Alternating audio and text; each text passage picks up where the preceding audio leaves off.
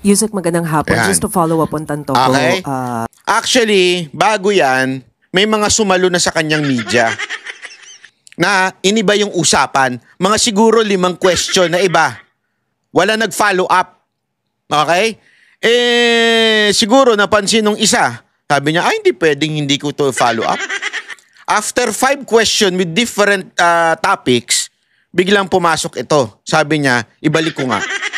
Ibinalik niya, nag-follow up question siya. Case, I would like to reiterate that Senator Amy Marcos issued a statement urging Malacanang to release a comprehensive report about what happened, the whereabouts of the First Lady. Do you see a need for this? Are you going to heed to this call? Nagsalita na po ako ngayon. Pinaliwanag na po natin. Pikon? Sabi kasi ni Senator Amy, Senator Amy, pinasasagot po kayo para magpaliwanag ng ano-ano. Sumagot na po ako ngayon. Paano ba yan? Senator Amy, sumagot na daw siya, tablado ka na. Sabi ko sa iyo Hindi, sabi ko sa inyo, malabnaw. Malabnaw yung komento ni Senator Amy. Pinalakpakan ko siya kahapon panoorin nyo sa aking video. Panoorin nyo kahapon yung video ko. Pinalakpakan ko siya. Pero malabnaw. Bakit? Again, we can do that. As a vlogger, we can call out and ask for explanation. And that's what Malacanang did. Kaya nga ang sagot nito ni Aling Claire, ito, sinagot ko na. Ano? Sinagot ko na. Sinagot na daw niya. Senator Amy, tapos na. Sinagot na. Paano na? Hindi, paano na po? Paano na? Ay. Isa lang ibig sabihin. Manawagan ka na sa hair follicle test ng mag-asawa. Asking for explanation is not enough. There are 2 things that you can do na para masabi mo talaga na para sa bayan ka. Manawagan ka for hair follicle test na mag-asawa, maganda siguro unahan mo na Ikaw muna.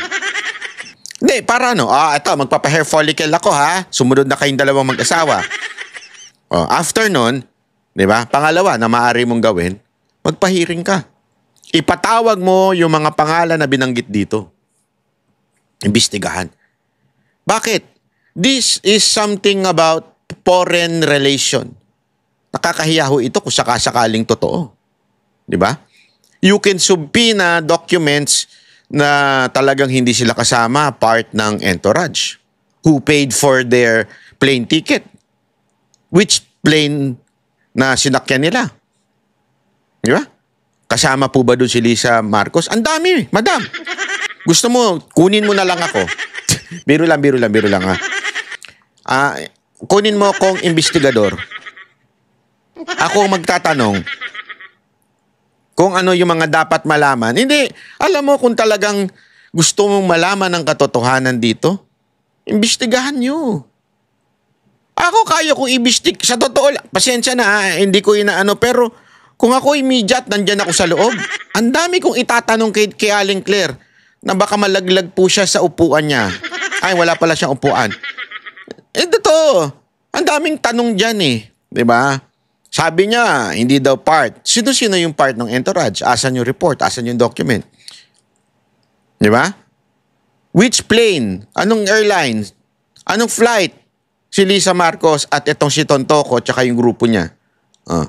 Sinasabi niyang hindi sila pareho ng hotel. Anong hotel ni Lisa Marcos? Tapos na, ibig sabihin, hindi na security risk yun. Anong hotel ni Lisa Marcos? Di ba? Kasi makikita mo doon, kasi kung investigador ka, favorite ko kasi yung mahilig ako sa mga ganyan, mga story ng Hollywood movies. Kaya pwede natin i-apply. Halimbawa, hotel niya Beverly Hills. Ano yung hotel halimbawa ang pwede dyan, yung mga mamahaling hotel. Ilang minutes from the hotel of the First Lady to the Beverly Hills. Is it possible that during the time na tumawag ng 11:32 until to 12:05, O bago dumating ang pulis, umalis na si First Lady? And who called? Diba? Sino ang tumawag nung 11:32? Makikita rin sa record ng hotel, sino ang mga nandoon? May CCTV yun. Naku. Kaya nga sinasabi ko sa inyo mga kababayan, kung talagang seryoso si Senator Amy, madaling palabasin ang katotohanan. Kung seryoso. Pero kung para lang masabi na nagkomento, kalokohan.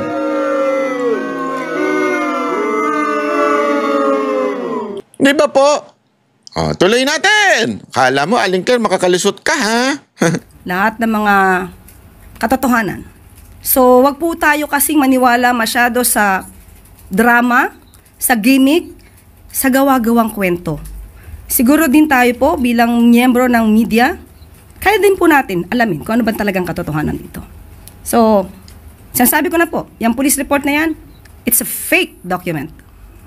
Pero how's the First Lady use it? Walang... Yung tanong naman ito pang sorry pero yung tanong niya pang pang showbiz eh. Kamusta na po siya? Anak ng sige natin, pasagutin natin. Okay lang siya. Alam niya kasi po yung katotohanan. Sa totoo lamang po ayaw niya sana to nang lumaki pa dahil ang administrasyon na ito ay para ipakita ano bang ginagawa ng Pangulo, anong trabaho ng Pangulo, at paano ba kami magtrabaho para sa taong bayan. Pero pilit na ginigiba, pati ang unang ginang, para maapektuhan ng Pangulo at ang kasalukuyang administrasyon. Bakit? Mahinang nila lang po ba si Bongbong Marcos?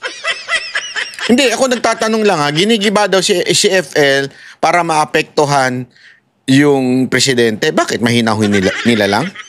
Hindi, ako nagtatanong lang Kasi kahit anong giba mo sa mga kasama ko, ikaw ay strong.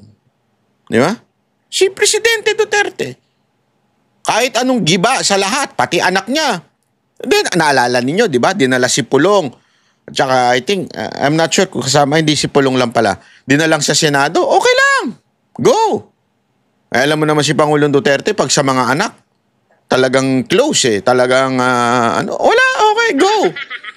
Sabi niya, pag nalaman ko na drogista at nagtutulak ang droga yung mga anak ko, involved sa drugs, akong papatay. Hindi, di ba? So, are you now admitting, Aling Claire, that the president is a weak president?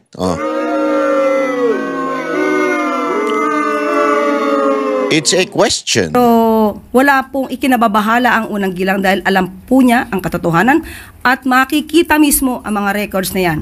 So, ang dapat mabahala dito, yung mga naninira sa kanila dahil hindi nila magigiba sa gamit. Naninira ba kagad pagka nag-question kayo? Ganun ba yun? So, wag niyong ki-questionin si BP Sara Duterte, ha? Question ng question sa BP. Hindi, totoo naman Di ba? Kini-question nila si BP Sara Duterte ng kung ano-ano. Tapos, pag ito, kinwestiyon mo lang, abay, galit na kagad. Di ba? Gamit na to, ng mga fake news na to, ang administrasyon na ito. Chris Jose Remate. Quick follow-up lang dun sa tanto ko. Are legal actions being contemplated, lalo na dun sa mga nagpakalat nitong fake na police report, especially that this concern the First Lady po? Pag-aaralan po yan. Mukhang napapanahon po. Pero pag-aaralan. Naku, ayan na, magdedemanda na naman sila. Nililinaw natin Aling Claire. Ikaw po siguro, alam mo naman yung Supreme Court ruling na mga nag-share ay hindi o nag-react ay hindi.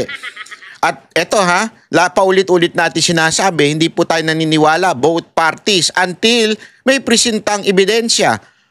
Pinresinta ni Bobby Tiglao at ng bilyonaryo ang kanilang ebidensya at ating tong ibinalita at kinriticize. And it seems to be mas may ebidensya, mas matimbang. Ikaw, nagpresenta ka ngayon ng sagot mo.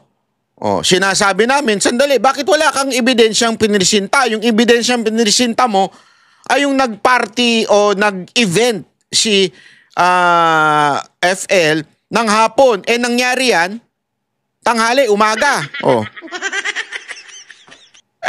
I mean, we are just being presenting to you the truth. Now, it's up to the viewers. Sino sa tingin nyo nagsisinungaling? Hindi po dapat manatiling ganito na dahil isang journalist o isang parte ng media nagsasabi ng kasinungalingan at maaaring paniwalaan ng mga kapwa natin Pilipino. So nakakalungkot po yun. At medyo nakakahiya. Nako po. Ayan, malalaman natin kung ano talagang katotohanan dito. Oh, kasi pinirisinta eh. Kaya nga ako, may hamon ako dito kay Senator Amy Marcos. Wag lang puro daldal. Kailangan may gawin kang hakbang. Kasi kung puro daldal, palit na lang tayo ng posisyon. Ako na lang dyan. Hindi. Biro lang. Gino-joke ko lang to. Wala tayong plano sa politika. Ang punto lang natin dito, what she is doing can be done by the vloggers. O, iangat mo yung sarili mo. Senado ka eh. Senador ka pala. Nasa Senado ka. You can do more. Diba? Again, it doesn't mean I didn't appreciate yung ginawa niya. I appreciate. Pinalakpakan kitang bonggang-bongga. Pero, bitin. You can do more. And you know that you can do more. So sana, magsalita ka na. Diba? Ay, ikaw naman sayang naman yung pagtulong sa'yo ni VP Sara Duterte kung ganyan-ganyan ka lang. Di ba? Naku po, pambira ka. Oo. Sa totoo lang, medyo sablay. Sablay po. Sablay. Kulang. Hindi pala sablay. Kulang. Hindi sablay.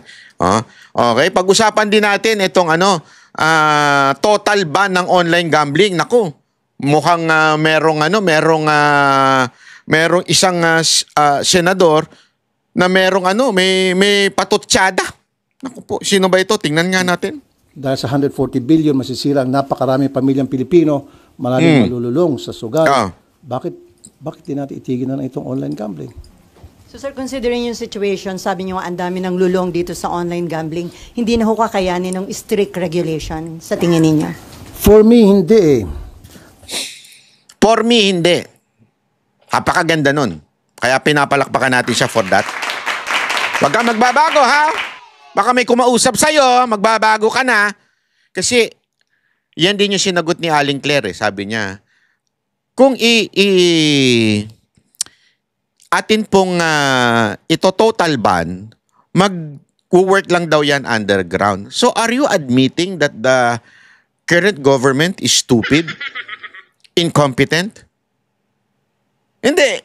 Kasi yun ang sinabi niya. May sinabi siya, hindi ko lang naisama dito. Sabi niya na kung ito total ban, maaaring mamayagpag lang yan underground.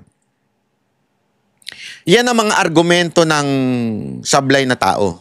Bakit? Number one, are you saying na stupid ang gobyerno natin para pigilan ang online gambling?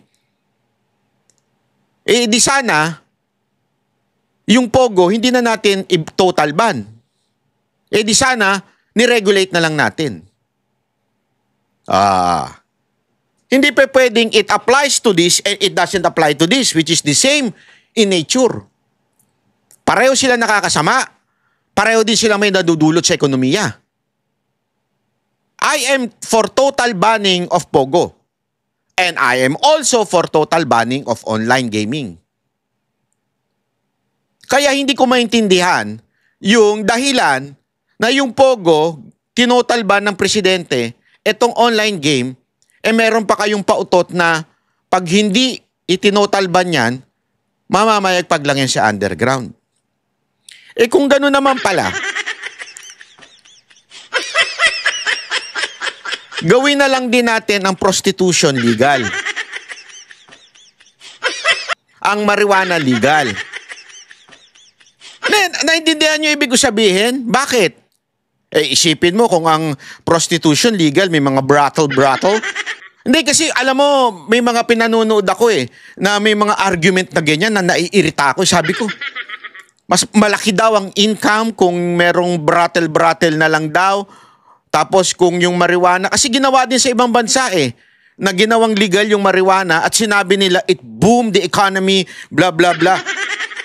Eh kung gano'n naman pala ang rason nyo, lahat na lang ng bawal, gawin na nating i-regulate na lang natin. Para kumita ang gobyerno at magkapera ang gobyerno. Tapos, i-regulate. Kasi whatever we do, nagiging underground lang naman din yan. Tama, mali? Tanong, magkaiba ba ang konteksto? Hindi! Paano naging magkaiba yun? Marijuana, nakakasama. Prostitution, nakakasama. Sa pamilya. Online gambling, nakakasama. Sa pamilya, nasisira ang mga buhay. Ano pinagkaiba? Pero pag yan, lahat yan, ginawa mong niregulate mo, kikita ang gobyerno. Mantakin mo, dadami ang ano dyan, mga bahay putahan, di ba? Hindi, isipin mo na lang, ang dami niyan. At sigurado, napakaraming parokyano niyan. May mga BBIP pa dyan. Taasan mo yan, lakihan mo ng tax, di kumita ang gobyerno. Yung argument pa nga nila, mas safe yan pag ginawa mong legal yan. Kasi merong mga medical certificate. Ang laking katarantaduhan, di ba? This is, eto, di minumulat ko lang yung mata nyo kasi may mga nagsasabi pa na nabibuisit ako Ang argument nila, nasa tao naman yan, ulul. Pwede mo ba sabihin yan? Hindi. Ayaw mo nang maging legal ang prostitusyon. Nasa tao naman yan. Kung bebembang sila o hindi.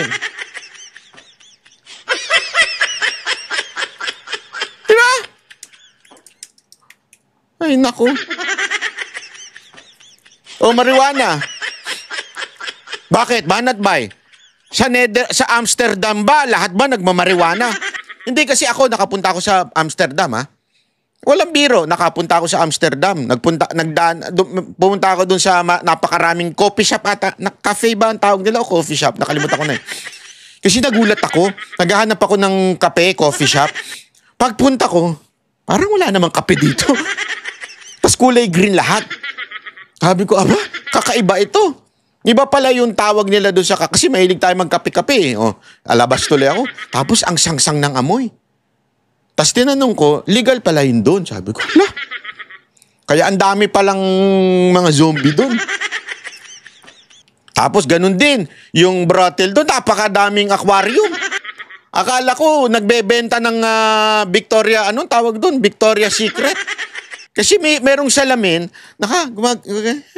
ganun. Pag Pilipino ka aalis, maliit yan, sabi. Hindi. Gusto nyo ganun ng Pilipinas? Legal.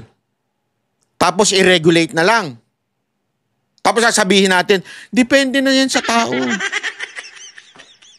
Kung lahat pala depende na sa tao, pabayaan na lang natin ng lahat ng kasamaan. Hindi ganun ang usapan dito. You understand what I mean? Hindi ganun ang usapan. Kaya nga sana, itotal ban na ito.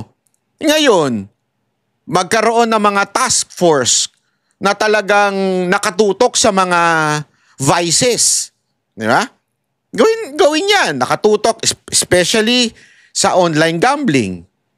May magagawa ang gobyerno. Huwag nating sabihin walang magagawa ang gobyerno kaya i-regulate na lang. That is the most stupid argument that you can give. Buti na lang. Hindi, ito in fairness, sometimes I criticize Tulfo.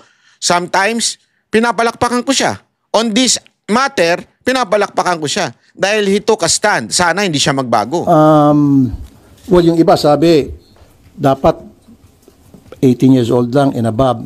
Naku, ang wise ng mga Pilipino. Yung 10 years old, pwede naman niyang hiramin yung cellphone ng parents niya. Pwede niyang hiramin yung cellphone ng kasambahay niya na nakakatanda. Pwede siya manghiram ng cellphone ng mga taong kakilala niya mas nakakatanda sa kanya. Wala rin. Correct. Now, here comes online gambling na hindi lamang mga adults tama yun ang nalululong, kundi ang nakakatakot dito, mga kabataan, estudyante, as young as 10 years old, 9 years old, nagkaroon ng scatter.